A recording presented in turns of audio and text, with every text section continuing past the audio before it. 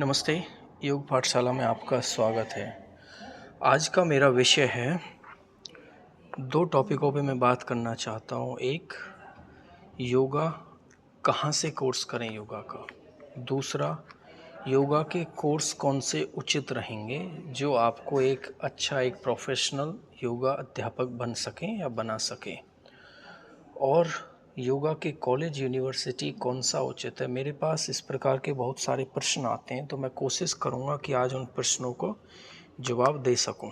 देखो, आप कॉलेज से कोर्स करो, किसी यूनिवर्सिटी से कोर्स करो या किसी भी इंस्टीट्यूट से कोर्स करो, सारी चीज़ें डिपेंड करती है कि उसकी मान्यता क्या है।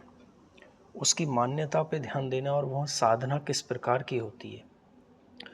हर एक जगह को हम मूल्यांकन उसके अध्ययन से, उसके वहाँ के माहौल से और उसके पास्ट से किया जा सकता है। एग्ज़ाम्पल, किसी आप यूनिवर्सिटी में जाते हैं, मैं आपको दो यूनिवर्सिटीज़ का उदाहरण दूंगा।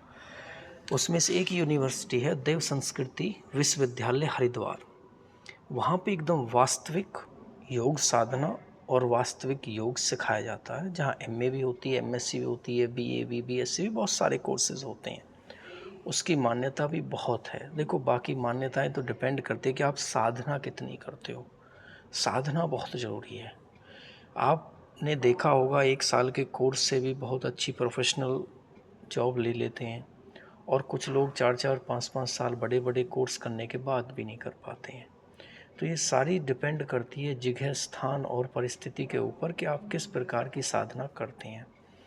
दूसरा एग्जाम्पल मैं आपको देता हूँ, इंग्लिश में जहाँ होता है, साउथ इंडिया में स्वामी विवेकानंद योगा अनुसंधान संस्थान बेंगलोर, उसमें सारी चीज़ें इंग्लिश में होती हैं। वहाँ पे साइंटिफिक ज़्यादा है। एक तो होती है प्रोफेशनल, एक होता है टू प्रोफेशनल।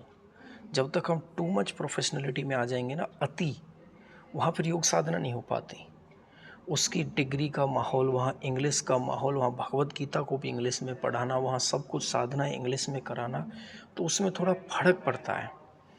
वहाँ पे सारी चीज़ें इंग्लिश टू इंग्लिश होती है। वो रिसर्च, हर चीज़ पे रिसर्च, हर चीज़ पे रिसर्च बात करते हैं। अगर साधारण किसी को योग अध्यापक बनना है तो उसको रिसर्च की आवश्यकता नहीं है।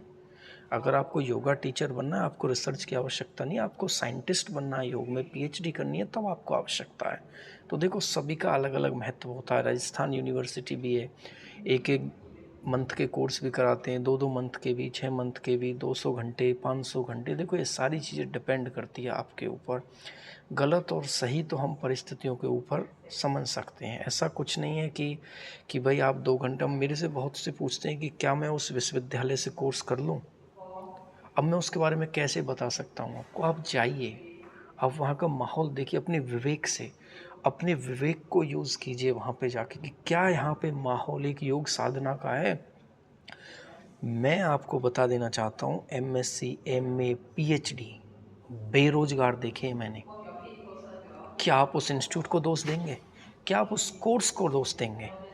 उसमें ना तो कोर्स का दोष है, ना इंस्टीट्यूशन का दोष है। उसमें दोष है हमारा, कि हमने साधना कैसी करी थी, हमने अध्ययन कैसा किया है, हमने वहाँ समय किस प्रकार का व्यतीत किया है, किस सकारात्मक, किस संगत में हमने बिताए हैं। वो बहुत ज़रूरी होता है। योगा से तो 2 घंटे का, सॉरी, 200 घंटे का कोर्स भी होता है। देखो, मैं सारी चीज़ें स्टडी करता हूँ, तब मैं उसके बाद कोई वीडियो बनाता हूँ, क्योंकि बहुत सारे प्रश्न मेरे पास आते हैं। 500 घंटे का भी कोर्स होता है, 6 मंथ का भी है, YIC, PGDYT, post graduate yoga diploma बोलते हैं, PGYO भी बोलते हैं, योगा कोर्स, कुछ भी नाम लिख सकते हैं। BSc भी होती है जो इंग्लिश में होती है, BA हिंदी में भी होती है जो उत्तराखंड यूनिवर्सिटी या देव संस्कृति कराती है, MA भी होती है जो हिंदी में हमारे नॉर्थ में होती है, वही MSc साउथ में भी होती है, साउथ में, नॉर्थ में भी MSc होती है। वो डिपेंड करता है। या MSc का मतलब है कि आप थोड़ा इंग्लिश में जा रहे हैं, एमए का मतलब है कि आप एक हिंदी में जा रहे हैं, एक अपने राज्य के एक स्पेशल भाषा में जा रहे हैं। उसमें फिर अब आपको खुद देखना है कि आपके लिए उचित क्या है। अब एक एक चीज़ को समझाना, एक एक चीज़ को बताना भी, उसमें थोड़ी कठिनाइयाँ होती हैं। इसीलिए आप समझो। जब तक आप समझेंगे नहीं, मैं आपको जानकारी के लिए बता देता हूँ, मैं तो सिर्फ 18-19 साल की उम्र थी और मैं तो सिर्फ बेंगलोर चला गया छोड़ के, कि वहाँ कोर्स कैसा होता है, वहाँ का माहौल कैसा, वहाँ के कोर्स किस प्रकार के, वहाँ अध्ययन किस प्रकार का होता है, वहाँ स्टडी किस प्रकार की है।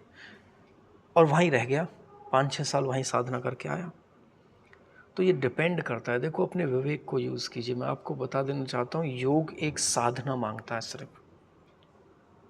ऐसे भी योग अध्यापक हैं, ऐसे भी योग के साधक हैं, बहुत प्रोफेशनल हैं, उन्होंने ज़्यादा कोर्स नहीं किए लेकिन साधना बहुत अच्छी की है। देखो, अगर आपको विदेश जाना है, आपको बड़ी बड़ी इंस्टीट्यूशंस में काम करना है, बड़ी पोस्ट पे आपको जॉब करनी है इंडिया में या बाहर भी, तो आपको कोर्स स्ट्रॉन्ग करना पड़ेगा।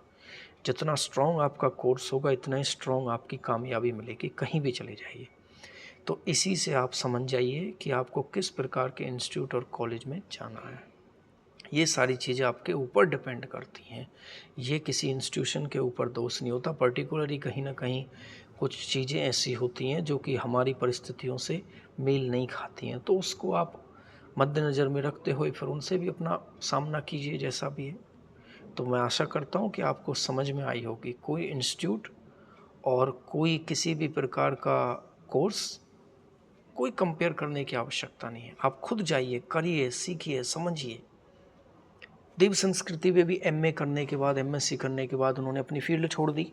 मेरे ऐसे मित्र हैं, उनको नहीं लगा अच्छा, उनको कहीं उसमें सेटिस्फेक्शन नहीं मिली, लेकिन वो आज भी अपनी योग साधना करते हैं, उन्होंने फील्ड छोड़ दी। एमएससी में ऐसे कितने लोग हैं, स्वामी विवेकानंद योग अनुसंधान संस्थान बेंगलोर से जिन्होंने कोर्स किया था, उन्होंने भी छोड़ दिया। तो ये सारी चीज़ें डिपेंड करती है। मैं बार बार एक ही चीज़ बोलता हूँ, आपको अनुशासन करना है। योग को अनुशासन से जीना है, योग को साधना से जीना है, योग को सच्चाई से जीना है, योग को एक गहराई से जानना है। मेरे पास तो इन चीज़ों का भंडार है। मैं तो कोशिश करता हूँ, जो मैंने साधना सीखी है, जो साधना की है, जिस प्रकार से मेरा 13-14 साल का लास्ट का अनुभव रहा, मैंने बहुत कुछ सीखा है। मैंने बहुत प्रोफेशनल कोर्स किए हैं, बहुत प्रोफेशनल साधना की है। आज एक प्रोफेशनल योग अध्यापक हूँ। तो आशा करता हूँ आप समझेंगे और आप अच्छे से इस चीज़ में, अगर आपका कोई स्पेशल कोई प्रश्न है तो आप मुझे कमेंट करके बताइए, फिर हम उस पर भी आगे फोकस करते हैं। आशा करता हूँ आपको समझ में आया होगा। दोबारा से बहुत बहुत धन्यवाद। नमस्कार। योग पाठशाला में आपको बहुत बहुत धन्यवाद इस वीडियो को देखने के लिए।